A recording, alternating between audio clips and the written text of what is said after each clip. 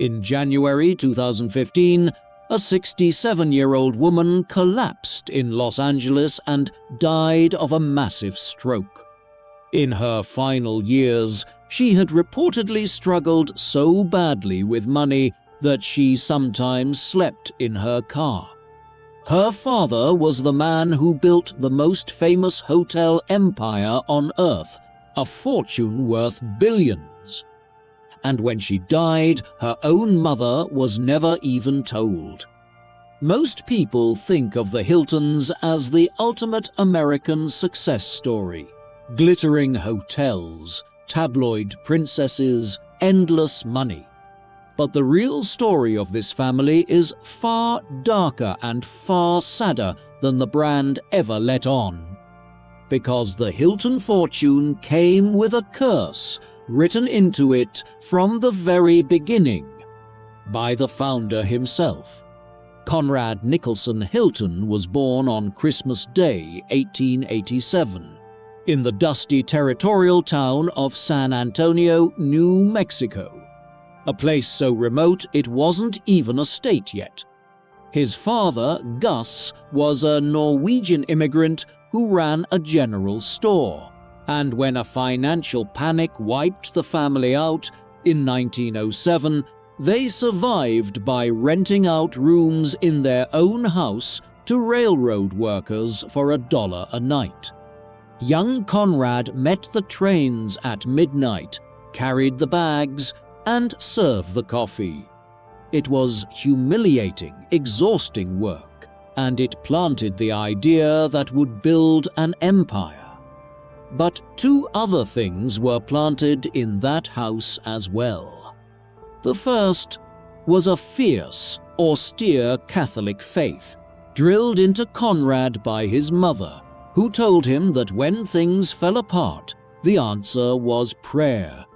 He believed to his bones that money was not really his, that any fortune he made ultimately belonged to God and to the poor.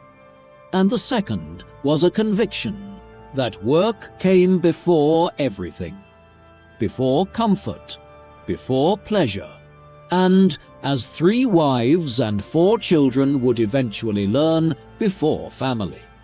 Those two beliefs would one day collide in a single document that shattered the Hilton dynasty.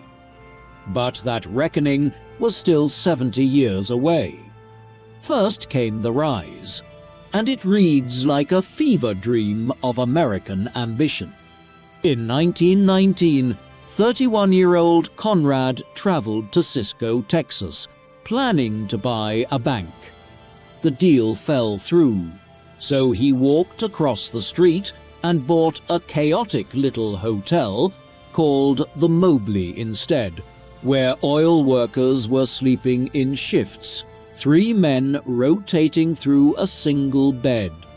Conrad looked at that madness and saw a money machine.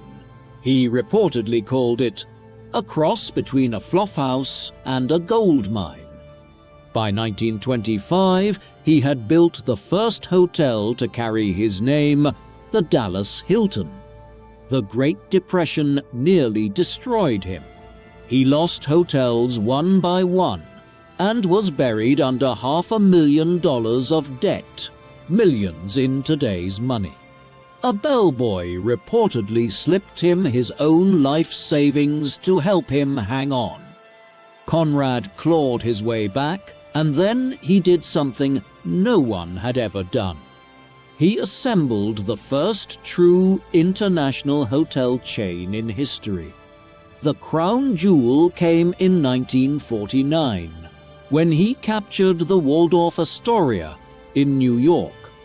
The hotel he'd worshipped for years, keeping a photo of it under the glass of his desk. He called it the greatest of them all. Conrad Hilton had conquered the world. It was his own household he could never manage, and the wreckage was already piling up behind him.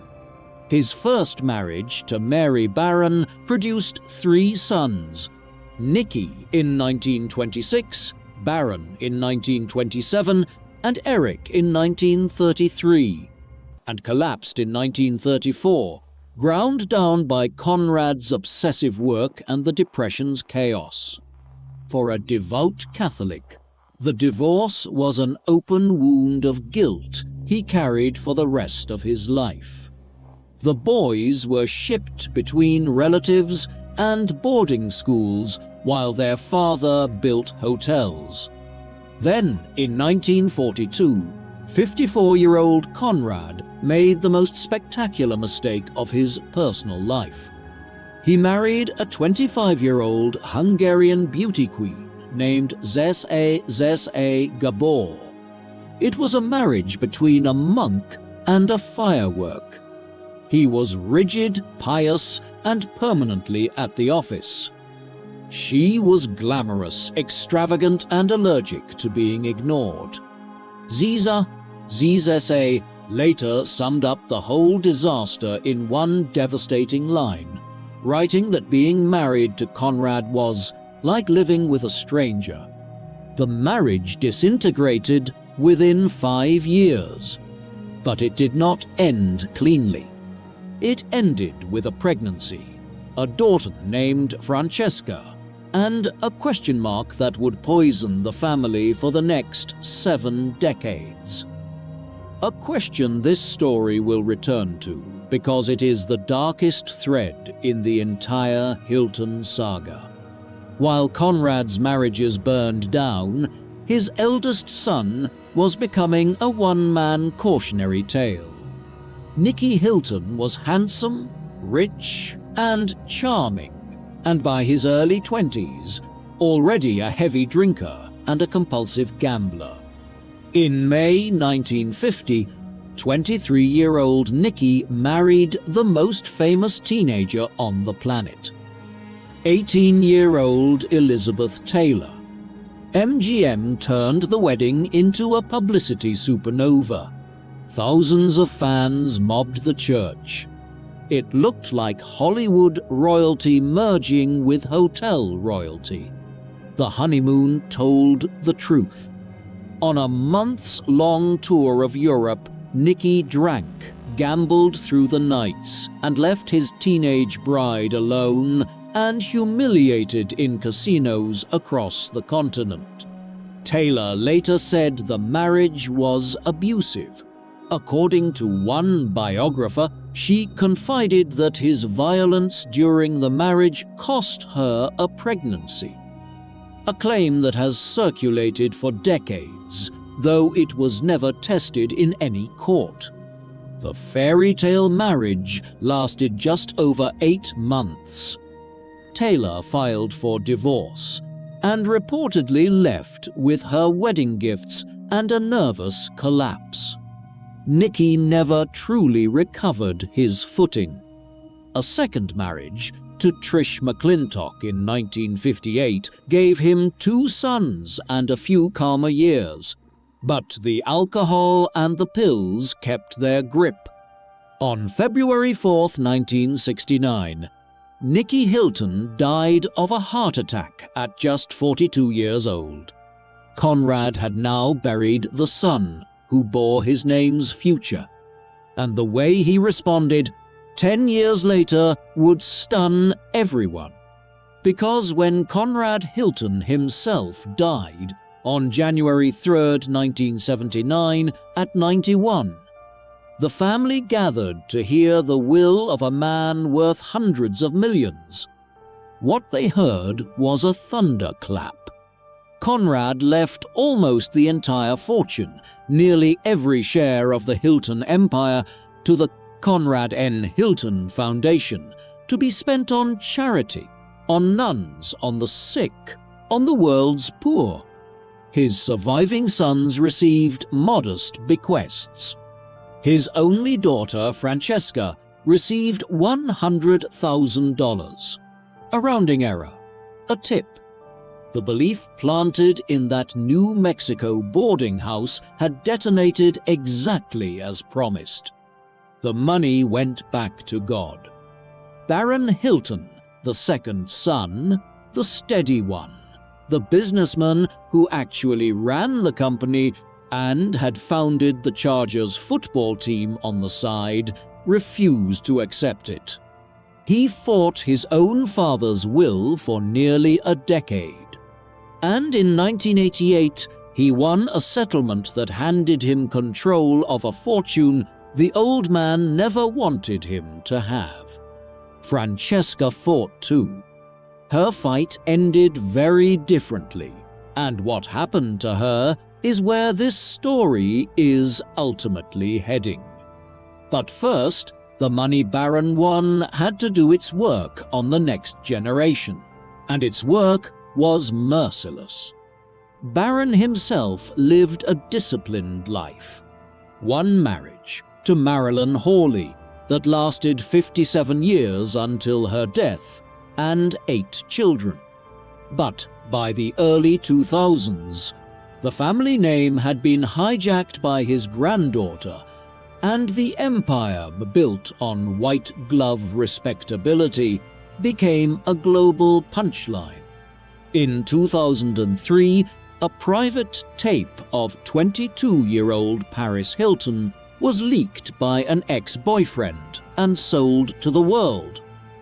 One of the most notorious privacy violations of the internet age, marketed as entertainment, while the woman at the center of it was branded the villain. What followed was a decade of tabloid frenzy.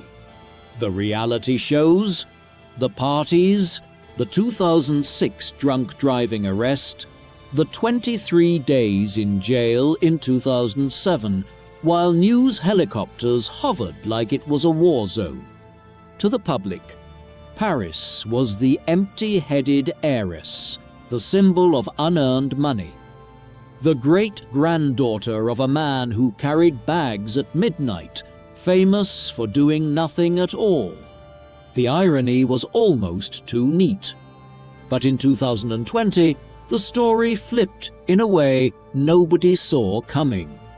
In a documentary, Paris revealed that as a teenager she had been sent away to a series of brutal residential schools for troubled teens, ending at Provo Canyon School in Utah, where she described being restrained, force-fed medication, humiliated, and locked in solitary confinement.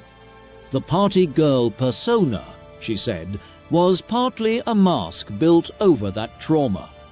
The girl everyone had mocked for 20 years went on to testify before lawmakers and campaign against institutional child abuse. It was the most sympathetic moment the Hilton name had produced in half a century. Her younger brother would soon produce the least sympathetic one.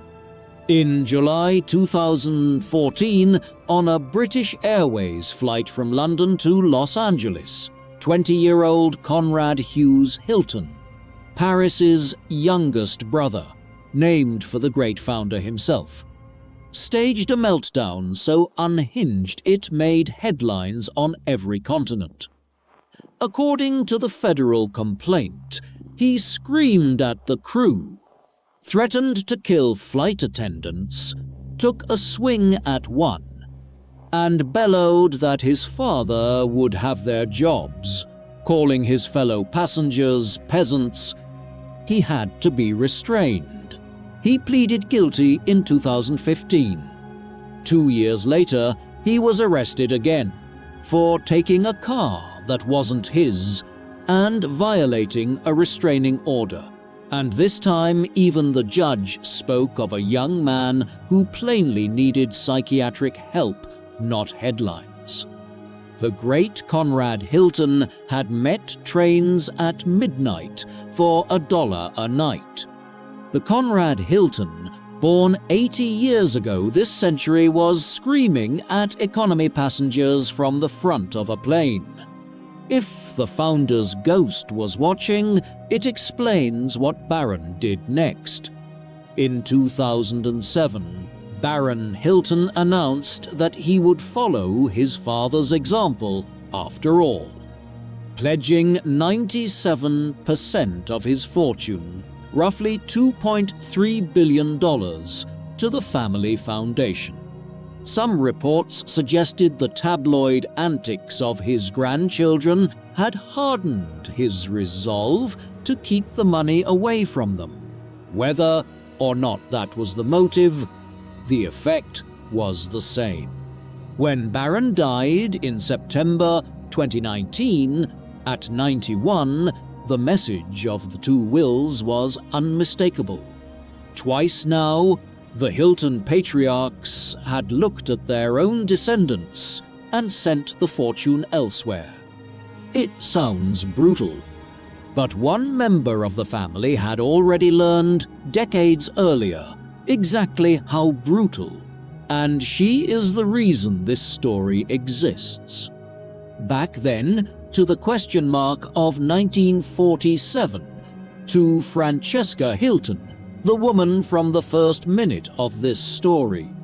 Francesca was born on March 10, 1947. As Conrad and Zia's marriage was ending, the founder's fourth child, his only daughter, and the only Hilton child of that generation he seemed unable to love. Conrad, by several accounts, privately doubted he was even her father, and kept her at arm's length her entire life. And then, in 1991, ZSAA Gabor published a memoir containing an allegation that reframed everything. She claimed that Francesca had been conceived when Conrad forced himself on her during the collapse of their marriage. Conrad was dead by then and could never answer. The claim was never tested in court, and we'll likely never know the truth. But it means the only daughter of the Hilton empire spent her life under a double shadow: a father who wouldn't claim her, and a conception her own mother described as an assault. Francesca grew up adjacent to unimaginable wealth without ever holding any of it. She worked as a photographer, a publicist, even a stand-up comedian, joking on stage about being the Hilton nobody wanted. When Conrad's will delivered her that token $100,000 in 1979, she challenged it, arguing her father hadn't been of sound mind. She lost, and the estate reportedly turned around and pursued her for legal costs. Even her relationship with her mother ended in ruin. In 2005, Zise's husband accused Francesca of forging her ailing mother's signature to borrow millions against her house, a claim Francesca denied and prosecutors never charged. By her 60s, the only daughter of Conrad Hilton was scraping by in Los Angeles, reportedly sleeping at times in her car, while her family's name glowed on hotel towers on 6 continents. On January 5, 2015, she collapsed after a stroke and died at 67.